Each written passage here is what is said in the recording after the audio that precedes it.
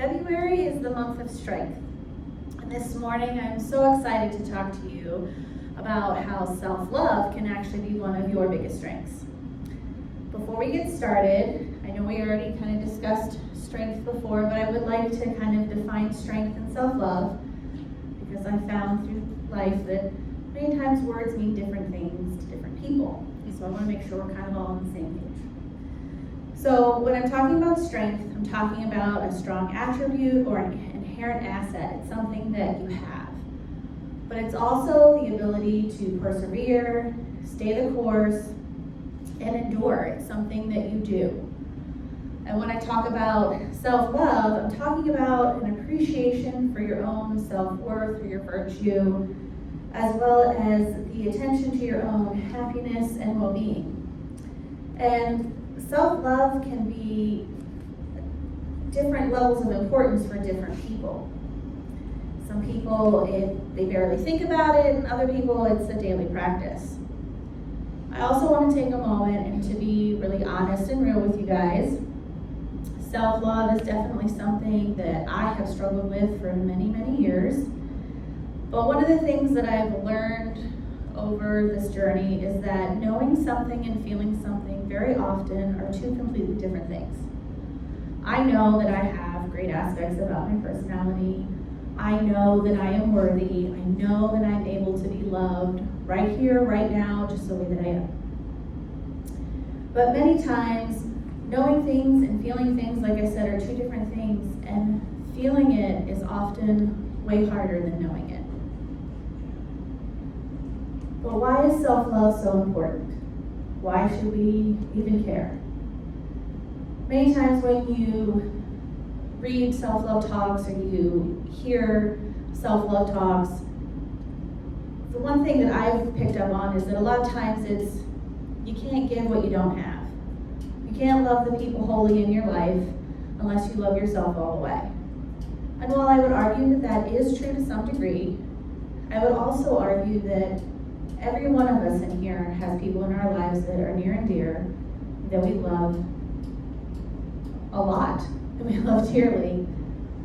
And that doesn't change if we haven't ever thought about self-love, that we struggle with practicing it, or that we're still on that journey or haven't even started. But I can also tell you that when I do practice self-love and I do make it part of something that I do daily, that I do find that there is a deeper connection and a deeper love with those that I care about in my life. But there's also another reason that I think self-love is so important, and I don't think that I've really ever heard anyone talk about it. And it kind of really all hinges on Unity's second principle, the I am. So the I am principle, second principle, talks about how our essence is of God, and therefore we are inherently good. That there is a spark of divinity, of divine greatness within each and every one of us. Recently, I was reading Unity in World Religions by Reverend John Paul Roach. And in the beginning of the book, he actually goes over the different principles of unity and talking about them in general aspects to world religions in general. And this is what he had to say about Unity's second principle. The apparent forgetting or loss of that divinity is a story told throughout all world religions, just as is the journey of return. It seems we have become enamored with the world of matter or form, creating a sense of separation from our oneness, and even a sense of being less than, a small, insignificant blip in the grand order of things. But if we believe in our divinity, our spark, our inherent goodness, wouldn't that mean that on some level we have an appreciation of our self-worth?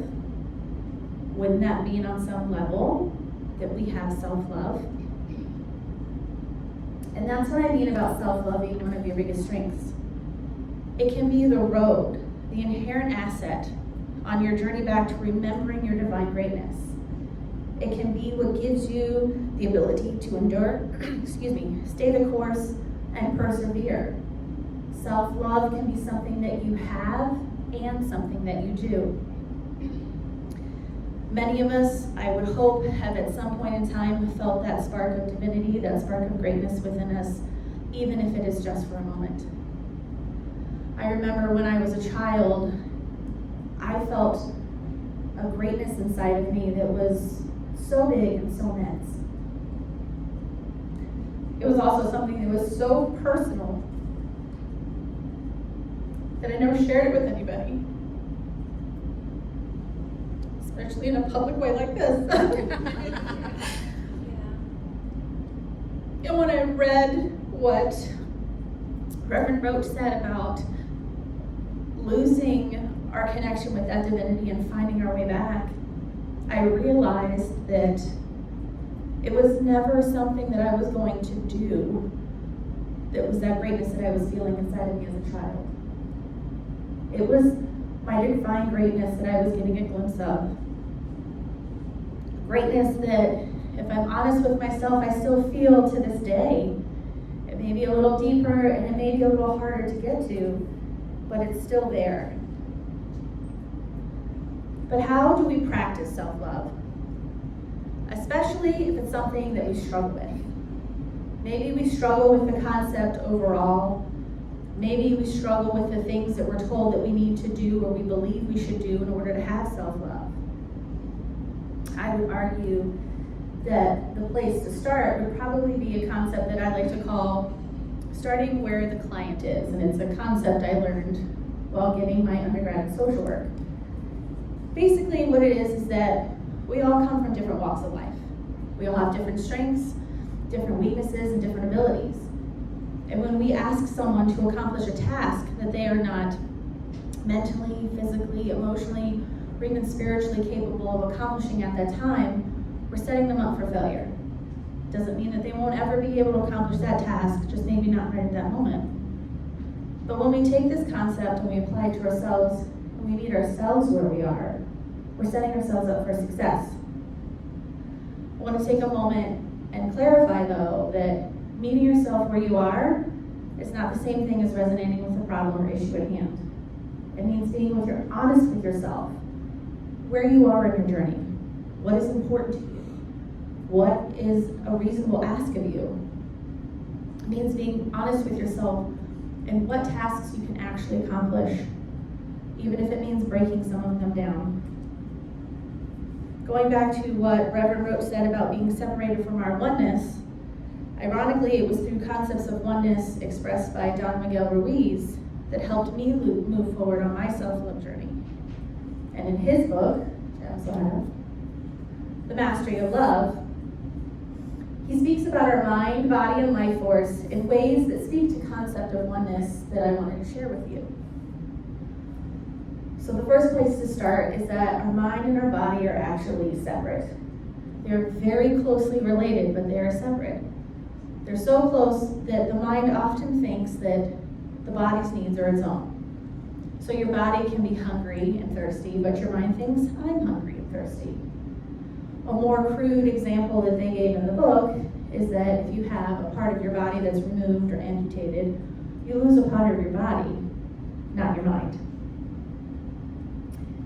But when I took a moment and I sat with this concept and I started to wrap my head around this concept, I realized that I had always associated my mind with my body. Most likely with my brain, because that's where my thinking goes on. And I'd always believed in the depths of my thoughts and the power of my mind, but I had always gone inward. I had always given my mind a container of my body. And when I realized they were separate, that it has no container, instantly, my mind was everywhere all at once. It was instantly, infinitely more powerful, infinitely more expansive. And if that's true for me, then that could be true for each one of you. And if our mind is out here everywhere all at once for all of us, for me, I felt connected to that collective consciousness in a different way that I hadn't felt before. And through this connection, I was able to actually start feeling my self-worth more. And so the mind is separate from the body, so let's talk about the body. Your body is made up of millions and billions of cells, and each one of them are completely loyal to you. So loyal that when the body can't, maybe because of a physical limitation, it still tries. Take a moment and sit with that for a second. Wrap your head around that level of commitment. I actually suffer with chronic back issues, and being able to conceptualize my body in this way and see it in this way changed how I saw myself. It changed how I saw my well-being, because even when my body can't, it still tries. But the relationship between the mind and the body, although close, is a very tricky one. Because your body is more than ready and willing to accept the love from your mind. But as I'm sure all of you have noticed, many times it's your mind that puts a condition on that love. I would love you, but it's too hard.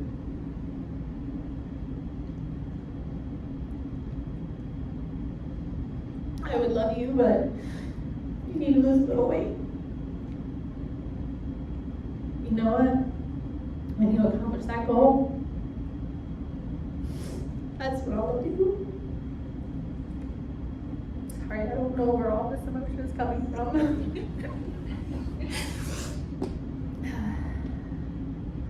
And the mind says these things because it's fed by learned concepts that we have of things like what it is to be beautiful, what it is to be worthy, what it is to be successful. These learned concepts are things that we've learned from society, media, our family, and sometimes even religion. They're so ingrained in us sometimes that we may feel surrounded by them. They may feel impossible to accomplish. We may be faced with situations that challenge them, but sometimes changing that concept almost feels hypocritical. But just as we grow and evolve, so too can these concepts. What served us in our 20s is not the same thing that served us in our 40s. How someone reacts to conflict at the age of 6 is different than at 25 and then again at 47. Because we grow physically, emotionally, spiritually, and mentally. And lastly, this force of life. If you quiet your mind and think about what kind of force, what kind of energy flows through your body, mind, and soul, it's a force of life. It's the energy of life. I would like everyone to take a moment, close your eyes for a moment. Take a few deep breaths. I want you to feel that force of life, that energy of life flowing through you. And then I want you to take it a step further, and I want you to feel it flowing through your neighbor. Because here's the beautiful thing. That force of life that's flowing through you is the same one that's flowing through your neighbor. And it's the same one that flows through nature. It's the same one that makes the flowers bloom, the birds fly, and the trees grow. This whole universe is a living being that is moved by that force, by that energy. And that's what you are. You are life, and we are all connected to it. You can open your eyes now. And I don't know about you, but when I look at nature and when I experience nature, all I can see and feel is beauty. The feeling of being among the trees in the forest. The way the butterfly's wings are perfectly painted. The enchanting smell of a flower. There is beauty all throughout nature. The force that flows through nature flows through us, and we are nature. And therefore, we have that beauty as well. Conceptualizing beauty in this way has made my learned belief, my learned concept of what beautiful is, meaningless. So yes, I believe self-love is the path back, not only to knowing, but feeling our divine greatness. Taking a moment to start where you are, even with small steps, helps us to move forward on this journey. For me, telling myself daily that I love myself, that I am worthy, and that I have greatness, helps me to focus on not only knowing, but feeling these things. remember when I was actually practicing for this talk, there was a day where I went over that part in the beginning where I talked about being a kid and feeling my greatness, and I repeated it out loud over and over and over and over again. And I can tell you the next day I felt different. Just from saying it out loud. Something changed, something clicked. Also, I remember a few months ago, Helena was doing her meditation before service, and she talked about having our higher self being an observer of her life. And when I did that, I was struck by how much love and grace there was there. And remembering that, even for just a moment, helps me to remind me to be kinder to myself. Remembering that my mind is not part of my body and it does not have a container, but it's powerful and expansive and everywhere, helps me to feel the greatness and feel the connection between myself and others. Knowing that my body is loyal, so much so that it still tries when it can't, helps me to remember how amazing and fantastic it is. And lastly, feeling that life force, that life energy that flows through nature, flow through me, connects me to nature's beauty, to nature's perfectness, but it also fills me with feelings of true beauty and worth.